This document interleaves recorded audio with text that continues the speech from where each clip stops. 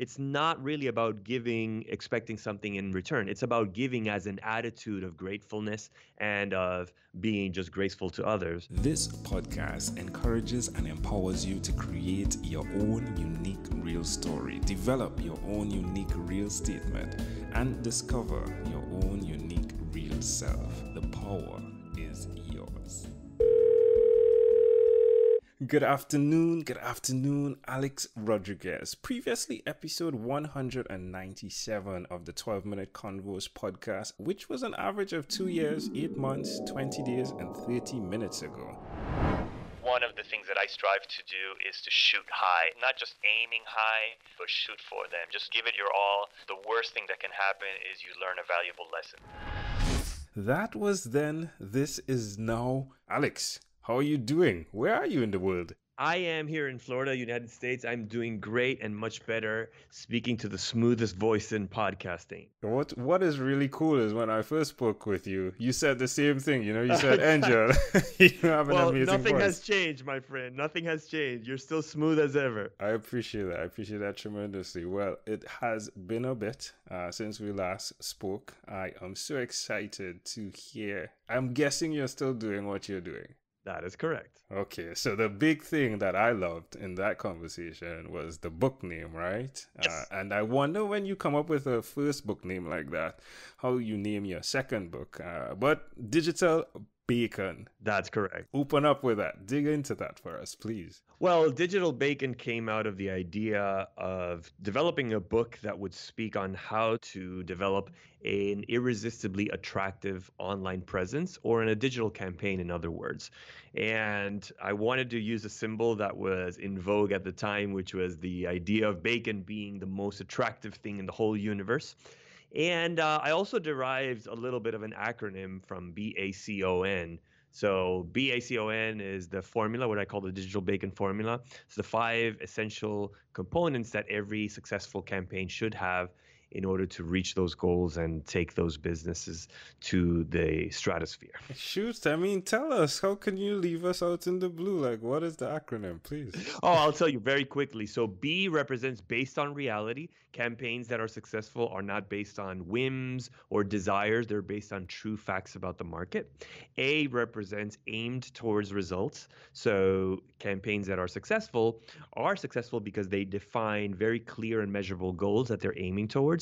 C represents creatively developed. So campaigns that are successful aren't built out of nowhere. They're always striving from excellence, creative excellence. O stands for organized and propagation, which only means that the distribution of those campaigns is organized, it's catered toward meeting those goals that we establish in aim toward results. And then N represents numerically measured.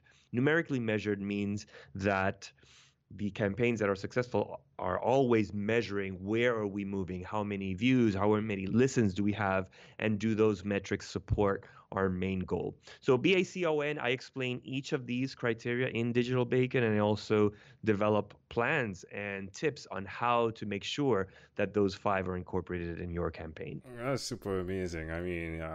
It always felt... What instrument did you play? You told me you were a musician when we last spoke. You didn't tell me what instrument you played. Oh, very cool. Yeah, I play the piano, and about 2 years ago, since you and I spoke, I took on the electric bass as well. So I'm playing electric bass. Mm-hmm. Wow. Do you sing?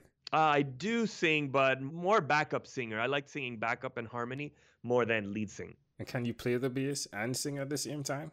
I can, and it's actually very fun. Wow, which is a challenge for many bass players, right? Traditionally, playing the bass and singing is a bit challenging. It is because you're kind of playing one note on the instrument and then singing another, typically, but I think they go along very well. That's amazing because when we first spoke and in preparing for this conversation and listening, it felt as though there was always like 2 sides going on with you, like from the English side, right? You speak both Spanish and English. Right. And then like now with the music side, I was intrigued. I was like, I wonder if it's the drums, right? Because the drums separates you, right? The kick is going on while you're doing everything else. Well, that is pretty fascinating. And then with the digital bacon, again, the separation from 2 things. How effective has the the tools you've been using towards digital marketing Mhm. been working? Well, I have to take a step back and say that what you pointed out on being, kind of treading on both waters has always been a characteristic of my life. And actually, I go even deeper than that. And I say that, we've traditionally said that, oh, you know what, I am a left brain person or I'm a right brain person. And even modern psychology is disputing that fact that there are people that are born as left brain people and right brain people. And the fact of the matter is that what I've discovered is that we're pretty much the same. We're pretty much left and right at the same time. We usually have one side more developed or we enjoy more of the one side. And for those who don't know the analogy, left brain means more analytical and logical, and right brain means more chaotic and creative. So, what I've discovered is that we're actually doing a disservice in ourselves by saying, I'm a left brain person. Hmm. The reality is that we just have to recognize which side we're most developed or which side we enjoy the most, but we would actually do better by developing the other side, the weaker side, so to speak. So, what I do is in anything that I do, whether it's music, whether it's book writing, whether it's digital marketing, I try to include both a left brain portion and a right brain portion in anything I do. So, in other words, if we have a campaign, I make sure that it is highly creative, that it's unique, that it's outstanding, that it's attractive to the market, but at the same time that the logical portion, the analytical portion is Hmm. there. So highly targeted, making sure that the metrics are on point, that we can see the data and analyze it. And I think that is the road to success. It's really interesting as well. I think there's another concept of this that naturally trains an individual the way you've been trained, and you can tell me if it's accurate or not. But you referred to something. You said one hand up, one hand down, Yes. and the thing I'm talking about is the giving. In giving, it's intriguing how it's fostered the two sides of an individual, be it the creative or the analytical, because you need to know how much you have before you give, right? Absolutely. And if you're giving, again, the creative side sometimes is required. Would you say that's accurate? Yes, I think it is. And I'll add to that when you're giving, a lot of times when we get into an attitude of giving, we tend to stumble upon an obstacle, which is how much do I give before I get back, right?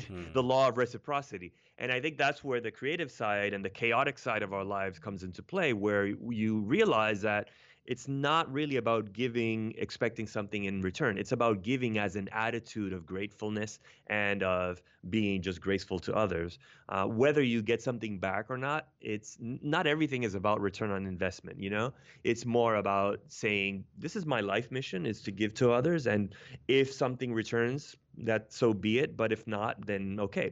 But then I agree also with what you're saying is that in order to give, you have to make sure not to give so much that you end up with nothing, because if you end up deprived, then you won't have any more to give. So that is where the logical and analytical portion comes in, saying, yes, I'll give a portion of what I have, but I need enough in order to be sustainable as well. Now, when we spoke, you were giving to two boys and a wife, right? Are they still in the picture? Oh, absolutely. 100%. My wife, we just turned 20 years married this year. Thank Congratulations. you very much, Wow. my friend. What month? What month? That was just January in All right. 2019. Yeah, Hmm. 20 years with the love of my life and the mother of my two boys. The Dominican princess. Yeah, my Dominican princess, my Caribbean princess for sure. And my boys, I'll have one boy who's going to be 20 later this year. So you can already do the math and see, since we got married, how quickly we had our first one. But later this year, yeah, my son will be 2 decades old, which is quite an adventure. That's pretty fascinating. Well, my friend, where's the best place for someone that's listening to connect with you? So the best place are my firm's website, which is YMMYmarketing.com. All our contact information is there. So it's yummymarketing.com. And the other place that they can get in contact with me is one of my books websites, which is digitalbaconbook.com or sellyoubeforeyousell.com, which is my latest book. Hmm. How's that going? That is very well. It's a book on a slightly different topic, which is personal branding around sales. There's a lot of material about personal branding just to be a celebrity or to speak on stage, but I wanted to build a book that was on personal branding specifically for entrepreneurs, for consultative professionals that wanted a little bit more and wanted to increase their closing rate. And that's what my latest book is all about. I love that. I love that. I'll definitely be checking that out. I love that. All right, Alex, I want to interject here and say thank you, my friend. This is the moment of gratitude. I want to say thank you for being who you are, being true to your own unique real self, because it stands now as the foundation of the podcast, more so the foundation of my life, to be able to have witnessed as your podcast accountability partner, if you may, that after 2 years, 8 months, 20 days, and 30 minutes, you're still being true to the thing you decided you would be true to. It's really, really inspirational and super motivational. Again, thank you for being who you are. Alex, in closing, is there anything else you'd like to share with our amazing audience? Well, I want to thank you as well for just, highlighting people like us and for being so consistent. You've built an admirable body of work, and I just want to bounce it back to you and say, keep it up, keep doing what you do, and you're giving us an example as well. Well, a pleasure I treasure. Alex Rodriguez, thank you, my friend, for being on what is inspired by 12-Minute Convos with Angel Jones. This podcast is produced by Pod Edits. Visit podedits.com for professional podcast publishing.